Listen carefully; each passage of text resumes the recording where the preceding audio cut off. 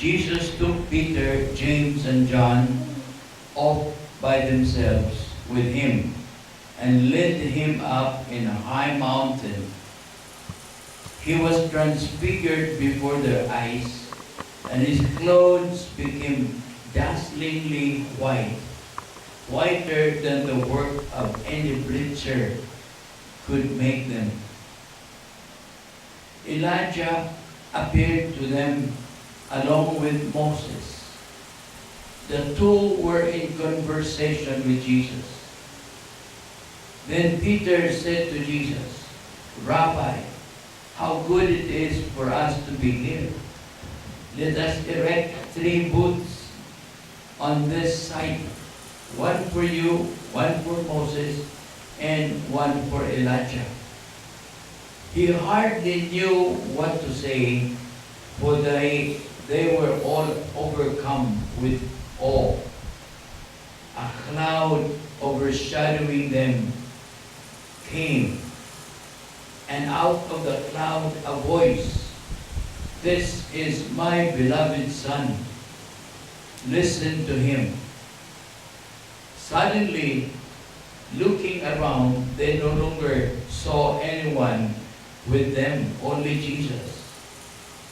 As they were coming down the mountain, he strictly enjoined them not to tell anyone what they had seen before the Son of Man had risen from the dead. They kept this word of his to themselves, though they continued to discuss what to rise from the dead meant. The Gospel of the Lord. Praise to you, Lord Jesus Christ. Please be seated.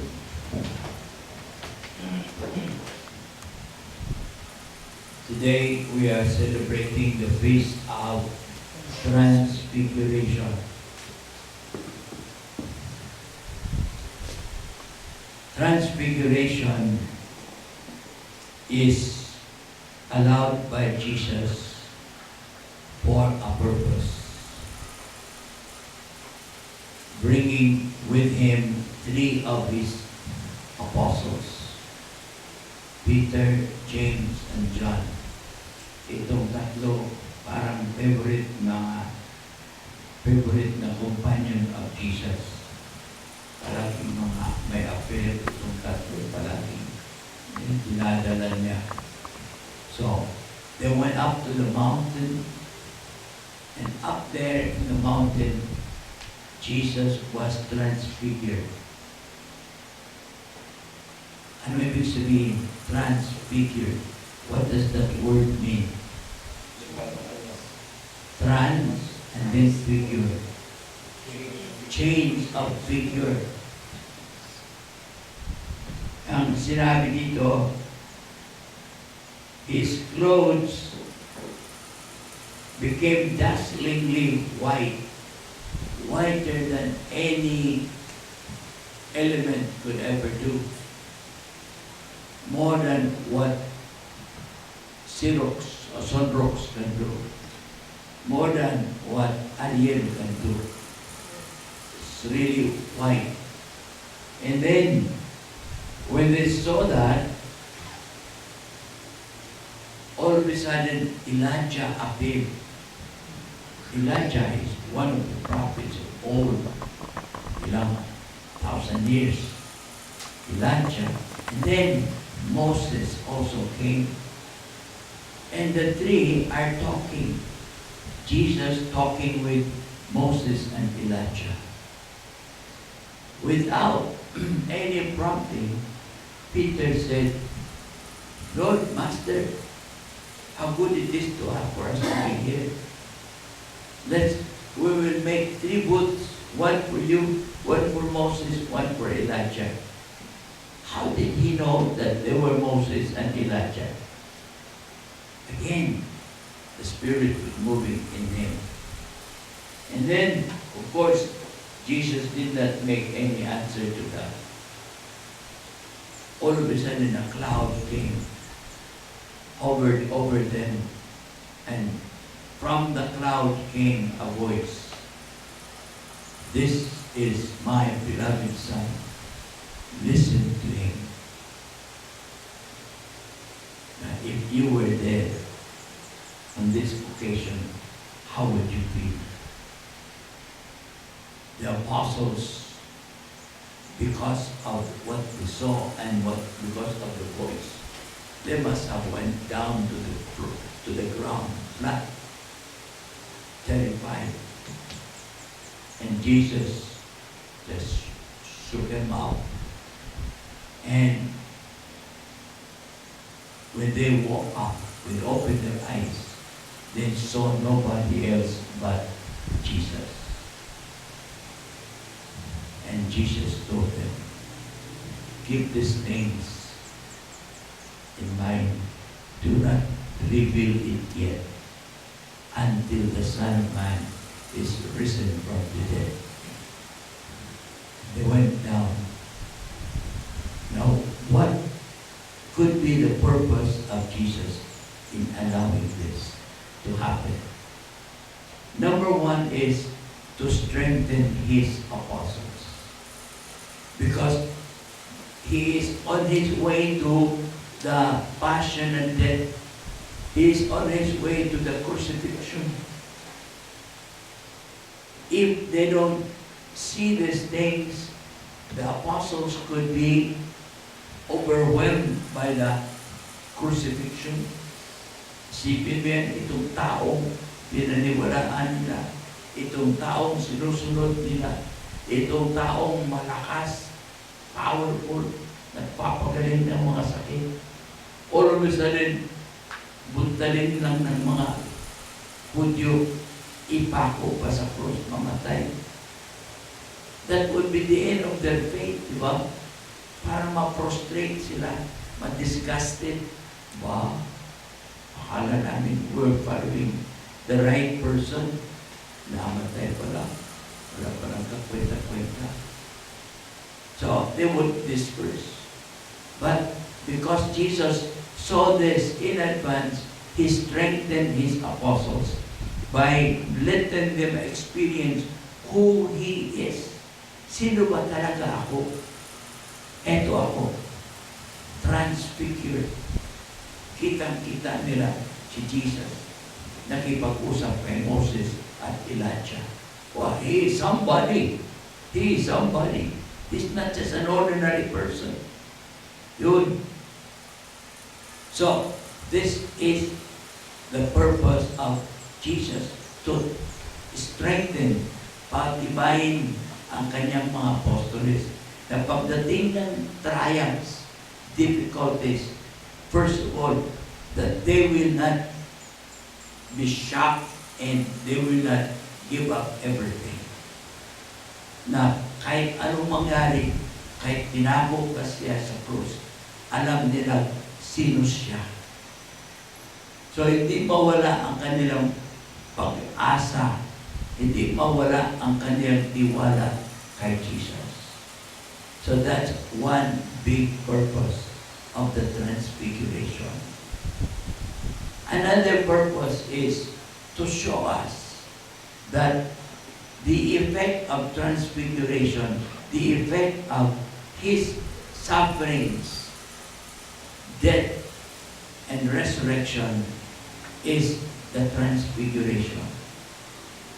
The glory of all the sufferings that he went through from birth to the cross. From birth to the cross. He suffered so much. But going through all the sufferings for his Father's glory will give him the glory of the Transfiguration. In other words, it is giving us a hope that when you suffer and suffer for the Lord, expect always a reward. Expect always a Transfiguration. Pangatlong lesson na makukuha natin is, itong Transfiguration ay inallow ni Jesus to make us know that we also will be transfigured. what happened to Jesus in this transfiguration should happen to us, each one of us. It will happen when we get to the next life. You see, going to the next life, that will be a transfiguration. But before we go into the transfiguration, right now in this world, we have to prepare. We have to prepare. We have to realize that there is something in us that we need to develop so that that transfiguration in the next life will happen. Ano yun? Our Christian life. Bilang mga Kristiyano, kailangan ihanda natin ang ating buhay na mag-umpisa na ang transformation, ang transfiguration dito sa mundo. Bilang mga Kristiyano, alam natin, naging kaisa tayo kay Jesus at the time of baptism. Itong baptism unites us with Jesus. So nasa atin si Jesus at nasa atin ang potential to be like Jesus. Potential. Ibig sabihin, may capacity tayo maging katulad kay Jesus. Bakit? Nandun na tayo kay Jesus. Connected na tayo kay Jesus. All we need to do is to allow Jesus to move in our lives, to give Jesus full freedom to move in us. Because Jesus definitely wants to renew us. Pero pag hindi natin siya payagan, He will not work. Because He respects our freedom.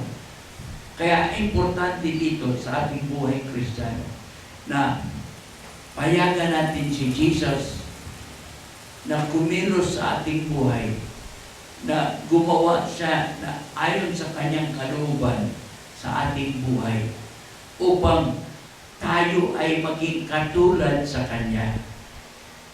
Importante sa Kristiyano na maging katulad kay Jesus. Bakit? Dito sa ating pagiging katulad sa Kanya, dito magliliwanag si Jesus sa ating buhay. Dito mag-shine si Jesus sa ating buhay. We have to be transformed, transfigured in our mind, in our language, in our actions, in the way we deal with people. That has to come out. That Jesus is there moving. Dapat makita ng mga tao around us na iba ka sa noon. Kilala ka na nila noon, pero ngayon nakita nila ang pagbabago. Iba na ang salita mo. Iba na ang values mo. Ibig sabihin, iba na ang mind mo. Kasi pag iba ang salita mo, iba na ang values mo, iba ang mind mo. Nagbago ang mind mo. Tapos, the way you act, the way you deal with people, maliwanag, lumalabas, you are a different person. That way, Christ is shining in you. That way, the transfiguration is starting to operate in you. And this transfiguration will be perfected when you get to the next life. Yeah. So, now is the time to prepare for our personal transfiguration. Prepare. Let Jesus shine in you. Kailangan baguhin natin ang ating mga isip, values, priorities. Yan. The transfiguration has to start from inside. It has to start from within, from our heart. The heart must be changed. from its attachment to material things to attachment to the Lord. Yan ang tinatawag na change of heart. There has to be a change of heart. Change of heart means nagkaroon ka ng pagbabago sa inyong isip, sa inyong ugali, sa inyong dealings with people. Nagbago ang pagkatao mo. So nagkaroon ka ng new heart. Noon, mukhang pera ka. Noon, mukhang buti na singko. Noon, mukhang manok, sugarol. Noon, ito, different vices. Now, dapat magbago na yung puso mo, wala na yun. Dapat ang puso mo ay ma-detach doon sa mga bagay na yan at ma-attach kay Jesus. So that sa ngayon, number 1 na si Jesus sa buhay natin. Number 1 na siya. Now, this will not happen all of a sudden. Do not expect na it will just happen. You have to work out for it. Kailangan kumilos. Kailangan gumawa. Bakit? The Lord wants us to use our heads. The Lord wants us to use our freedom. Kailangan kumilos ka so that heaven will become like not just a dole out, heaven will become a reward. God will not bring people to heaven without us cooperating. Hindi pwedeng kwelyuhan lang niya ang tao at dalhin sa langit. Walang lasa yun, walang halaga ang langit para sa iyo. Bakit? Ikinwelyuhan ka ni Jesus, dinala doon. Pero pag nakarating ka sa langit dahil you work it out, you work hard, you struggle with your weaknesses, you struggle with yourself, yan, nagbago ka, at sinunod mo yung kalooban ng Diyos sa inyong buhay, then you get to heaven. It is a reward. God wants heaven to be a reward. Kaya in heaven, we are called victors.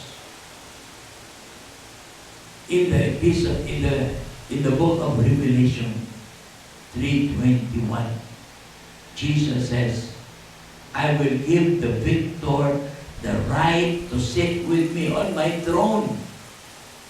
Sipin mo yan. I will give the victor the right to sit with me on my throne, just as I sit beside my Father on His throne. So Jesus is sitting beside the Father, and you will be sitting beside Him. Would you like that? Wow.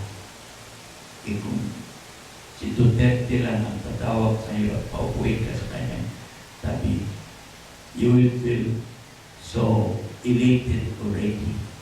Imagine the President to feel this. Tinawag ako at pinaupo sa kanyang tabi. Everybody was saying, it must be very important. Bakit? Pinaupo sa tabi ni Duterte.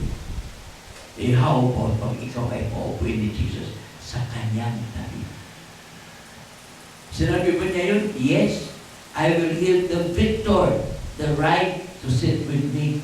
But He says, victor. Bakit victor? Can you be a victor doing nothing? What makes a person a victor? When he struggles with the enemy, di ba? When he struggles with the enemy, work hard and fight the enemy and overcome the enemy, then he is a victor. You cannot be a victor by just looking at the enemy. Oh, the enemy, the enemy. The enemy jumps on you. Oh, the enemy is jumping on me. And then all of a sudden you become a victor. Forget it. No way. Hindi pwede maging victor ang isang tao na walang ginagawa. Pag naging victor ka, ibig sabihin, lumaban ka sa kalaban. Ginamit mo ang inyong lakas. And now, natalo mo ang kalaban with the power of Jesus. And so you become a victor. And Jesus says, I will give the victor the right to sit with me on my throne. Some people say, but Father, paano tayo uupo sa kanyang tabi? Ang dami natin, millions and billions of people magpapasok sa langit. Paano tayo uupo sa kanyang tabi? Mapupuno yung tabi ni Jesus. Makikita ko ba ako doon? Well, that's not your problem. That's the problem of Jesus. We will sit beside Jesus on His throne. Promise niya, I will give the victor the right pa to sit with me on my throne. So, a special privilege, but ito po ay mangyari lamang pag hinahanda natin ang ating buhay dito sa mundo. Pag nag-prepare tayo ng ating transfiguration dito sa mundo. Unti-unti, binabago natin ang ating isip, ang ating wika, ating salita, ang ating dealings with people. Binabago natin ang ating puso. Then, pag natapos ang buhay natin dito, we will be a victor and sit beside Jesus on His throne. How beautiful. Sana mangyari ito. And sana kumilos tayo. Hindi matutulog, hindi magpabaya, kundi kumilos tayo upang itong lahat ay mangyari.